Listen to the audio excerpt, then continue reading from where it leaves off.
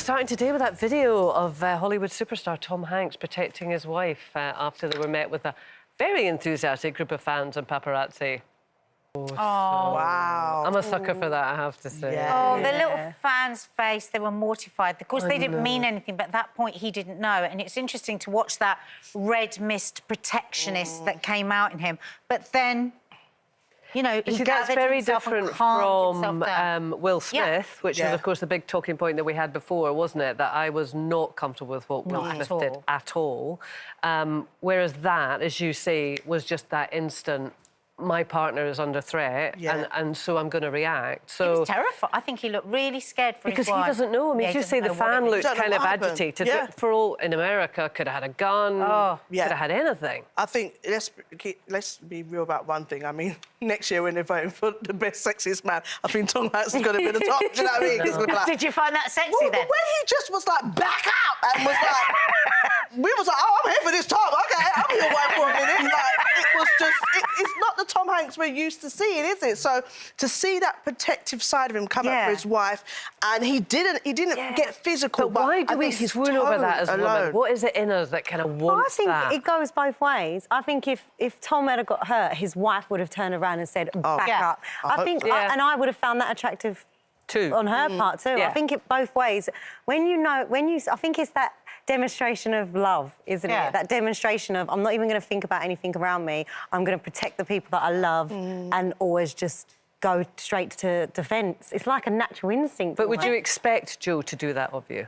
I don't think it's I don't expect it, but it wouldn't surprise me if he did. There's been a couple of occasions, even just when people have verbally said stuff about me and he has not been able to hold it down. And as much as I'll be like, Joe, no, don't say it, in the back of my head, I'm like, go on. You've pulled. I love you.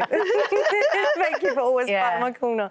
I think the worry for me is that if it goes beyond being able to keep control of it, you just don't want it to turn into a scary situation. I think that's what made that extra sexy. Was that he... Nobody was saying it was sexy, Nadia. Judy did. Don't blame Judy.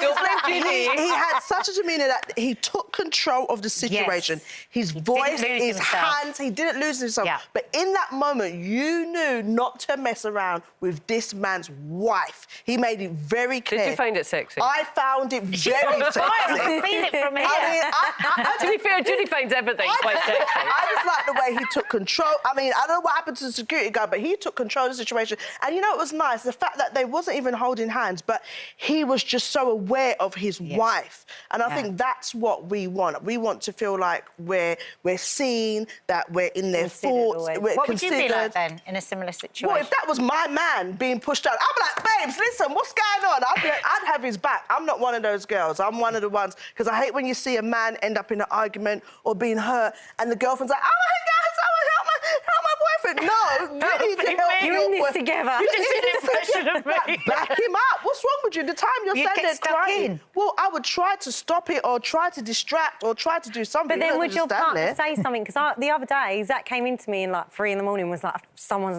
knocking on the window, someone's knocking on the window. So I got up, went downstairs, looked outside. I was like, Zach, there's no one here, no one's... So what, you didn't say Joe? You went outside? No, you went out at 3 o'clock in the morning. No, Stacey, you're acting like those people in the movies, in the horror movies. Like, don't go outside. And don't go back in the house. I knew it wasn't anything scary, because why would they knock? They would, like, sneak in, surely. Just a little bit.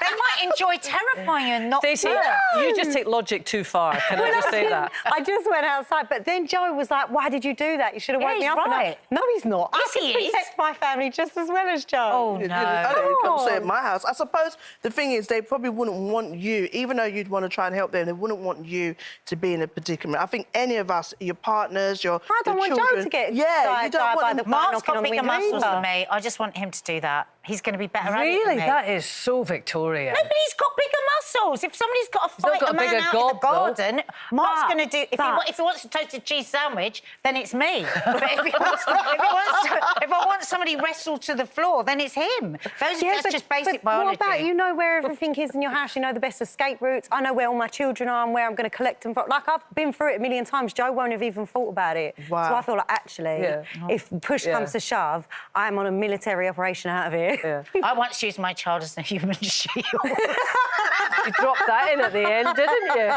I once used my child as a human shield. They still haven't forgiven me for it. We were in that London experience and it was so terrifying. And it was all like, Mum, can I hold on to the back of you while we go through? Yes, of course, yes, of course. 2 seconds.